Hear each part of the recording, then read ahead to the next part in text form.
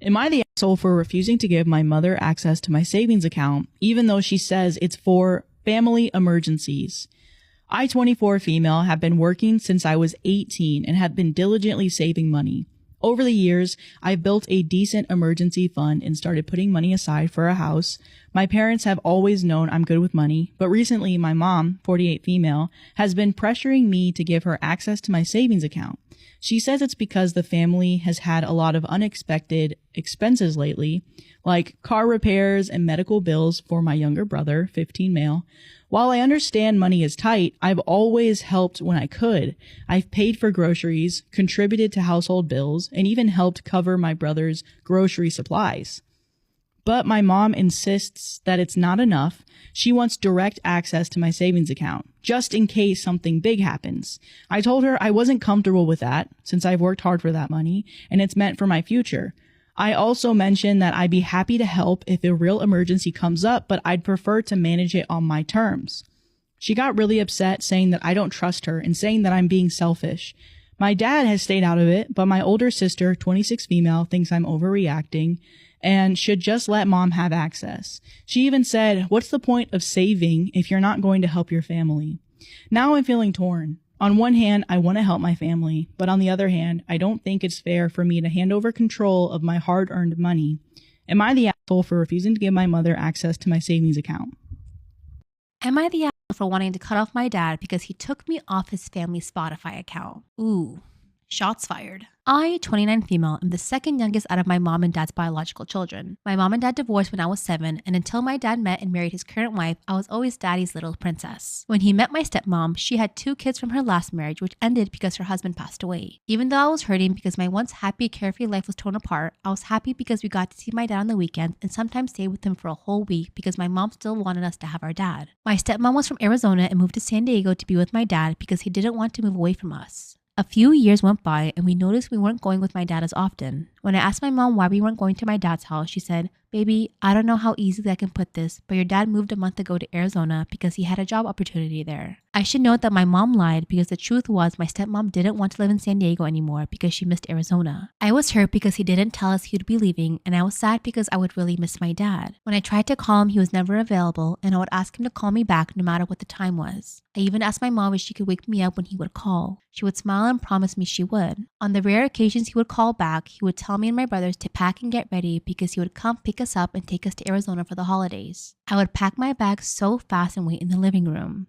He would never come. Instead, he would call and say something came up and I would unpack. A few years later, my dad calls and says he has good news. Him and my stepmom got married and had a wedding. I remember the look on my mom's face when she saw my smile drop and tears fall. I asked him why I wasn't invited to the wedding, and he said, "I'm sorry, but it was a last-minute thing and we didn't have time to get you." Keep in mind, whenever we did go to Arizona for vacations, my mom was the one who would take time off work and school to drive us to him. My mind went to blaming me and in a way also blame my mom because I was daddy's little princess and he would never do that to me. This is making me so sad.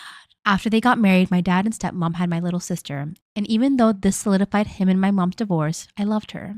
When we would visit, I loved having a little mini-me, but my stepmom made it apparent to tell my dad, "You need to tell Alicia she cannot play with the baby 24/7. She would get mad at me for doing her hair and for dressing her to match me. I would be playing with her, and if she got hurt, my stepmom would ask me, "What did you do to her?" It got to the point where even my step-siblings would tell her to stop picking on me. When I was 12, I had to live with my dad for 1 year because my mom was having financial difficulties and needed to save so we could move to Las Vegas where my oldest brother had been living and told my mom it was for the best. I was sad because I wouldn't be with my mom, whom I'm so close with, but I was excited I was going to be with my dad. The whole year was the hardest time for me. He would buy my little sister whatever she wanted. My stepmom was still fighting with me. My dad would take her side more and would leave us at the house while she took my stepmom and her kids out because it was cheaper for them to go and we'd have to wait for our turn to go out, which was never. Wow, that is unbelievable. How can you take your stepkids out but not... What the? Some guys just get whipped. It's so sad to see. My mom called me though every night to tell me goodnight, and she would tell me how much she missed me. I remember asking her one night if she could hurry and get us a house in Las Vegas because I wanted to leave Arizona so bad. She said she was trying her hardest and that she missed us and would come soon to visit. When she did visit, I ran to her with tears saying please take me with her because my dad's wife was hard to live with. My mom had a talk with my dad and said she needs to realize that you had 7 kids before you met him and they mattered just as much as her kids. They didn't like the sound of that, so they both limited my calls with my mom and even would tell me that I couldn't call her.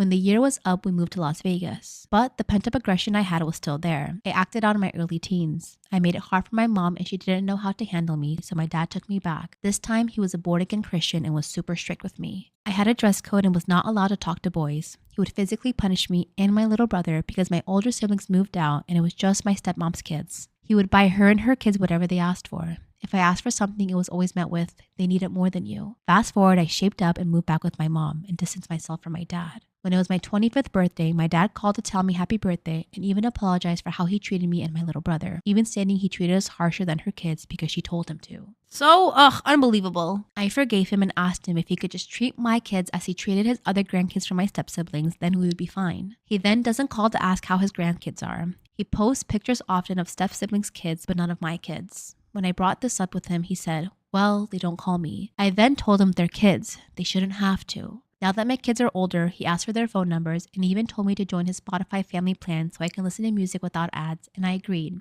He also put all of the kids in a group chat. When I would talk to him, it was very short with me and he gave me one-word answers. I one time posted a picture of me and he ignored it. When my little sister posted a picture, he showered her with compliments. Even though that hurt, I ignored it. It wasn't until the other day when he asked me if I still use Spotify and I said yes, I do every day. He asked, can your niece, my stepsister's daughter, take your spot? I lost my mind. I put my phone down and cried.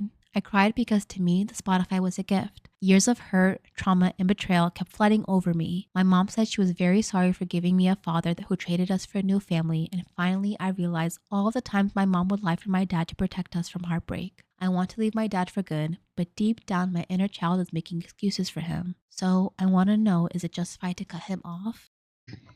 Am I the asshole for distancing myself from my family and giving my mom an ultimatum? I'm a single father who will be petitioning for full custody next year. Not only am I finding myself in a rather great position to do so, with a promising career in federal employment and ample time for my child, unfortunately I have a sibling who is a registered sex offender and is currently incarcerated.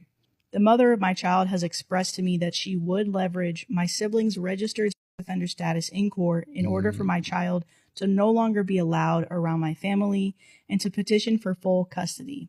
Consequently, I have made the decision to distance myself from my family to protect my rights as a father, but this resulted in the deterioration of the relationship with my mother. My mother has a big heart and will never stop trying to help people in need. My incarcerated sibling is scheduled to be released in 1 year. Their address will be my mother's address, which creates an issue for me visiting my mother. I have begged my mom for the past year to encourage my sibling to go to a halfway house instead of moving in with my mother. As a victim of sexual abuse myself growing up, I will always do what I can to ensure my child never experiences that trauma. So I ask again, am I the asshole for making my mother choose to prioritize the relationship with her grandchild and myself, or allowing my sibling to live with her? And then there's an edit. Edit. Wow, thank you everyone who is supporting my decision to distance myself from my family. Your words of support and encouragement make it a little bit easier. It is rather emotional knowing I'm cutting off people I love to ensure my son's safety first and foremost, but to also protect my rights as a father. But to clarify the situation a little bit more, I don't speak or have contact with my sibling because of the crime they committed since 2019. I don't plan on excluding my ex in our child's life. I'm rather trying to gain primary custody. I should have explained that better. My child is old enough to decide where they would like to go, and I am ensuring there is no barriers on giving my child the opportunity to live with me. And then top comment, family first, and that means your child, not your mom. And then somebody else said, not the asshole. Under no circumstances should your child be around your brother. I think they're assuming that. Your mother already made that choice by allowing a child to move in instead of thinking about your child's safety. Is my boyfriend the asshole for defending me against his mom? Last night, we went to dinner with my boyfriend's 30 male family, which was 11 of us. Mom, dad, 4 siblings, 2 spouses, my boyfriend, and myself. We are generally close with his family and spend a considerable more amount of time with his side of the family than mine. I, 27 female, am 35 weeks pregnant for the first time and am a rather small person. I'm 5 feet tall, and before pregnancy, I was 100 pounds, but am now 151 pounds. Dang, 100 pounds? 50. $150? Yeah. Pre-pregnancy or post-pregnancy? 100 before. 100 and then gain 50. All right. Well. The additional weight is all belly. Even though I stood to gain some extra weight, my belly really pops. I started having early contractions last week, and his family is always checking on me, which is so endearing. At dinner, his mom got up and came over to us as we were seated on opposite/far sides of the table and asked me how I was doing and then proceeded to grab my belly with no warning. My boyfriend instantly told her not to touch me without asking first, and she responded with, "I can touch my granddaughter." And my boyfriend responded with, "You can, but you're not actually touching her, you're touching my girlfriend." His mom seemed pretty peeved and just went back to her seat without saying anything. His family is pretty relaxed, but I've never seen my boyfriend be so defensive about something. I didn't mind that he stood up for me because people grab my belly often. I suffer from PTSD due to childhood abuse and am not used to people just grabbing me or touching me, as I'm not a very touchy person. I really did appreciate him doing that for me because I've told him how shocking it is when people just come up and grab me or don't ask to touch the belly. I wouldn't have said anything to her because this isn't the first time she's done it, and I don't have the energy currently to be so assertive. But after telling some coworkers, I got mixed reviews on his actions. Most people were cheering him on, but some people thought it was a little snappy. So is he the asshole or a good partner? I vote good partner.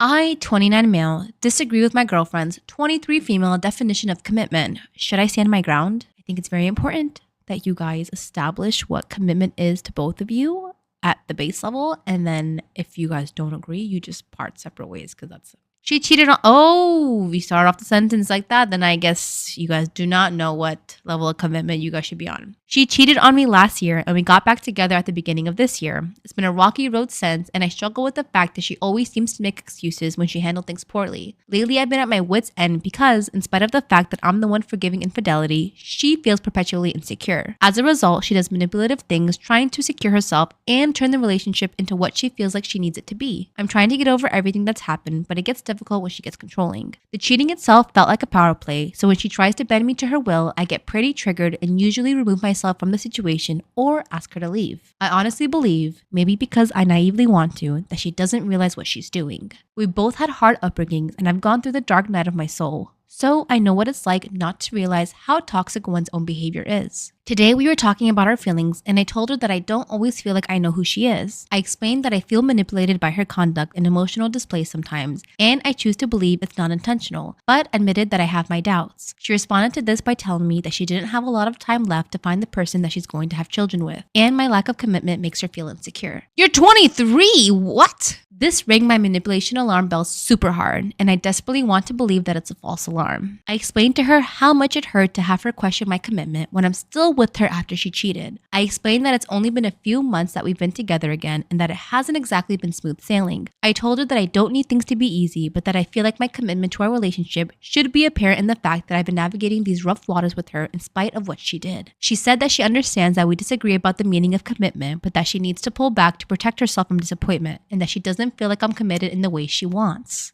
She's telling you in more ways than one that she does not want you, but she wants you to end the relationship so she can not feel guilty about it. The thing that really has me doubting whether or not it's even healthy to keep trying with her is that she said, if you're not even open to the possibility that we may break up, that's not commitment. If you're not even open to the possibility that we may break up, that's not commitment. What? I probably already know the answer, but I need some outside feedback because I feel like I'm going insane. Please help me understand what commitment means to other people. Thank you in advance for your help. She is literally gaslighting you on the definition of commitment. Don't let her do that to you. She says she doesn't have a lot of time left to find the person that she's going to have children with. Is she dying? She's literally 23. Plenty of time. You're not even open to the possibility. I can't get over if you're not even open to the possibility that we may break up, that's not commitment. This is some grade ABS. I don't understand what that even means to be. I really cannot comprehend that. You sound like a very fine young gentleman.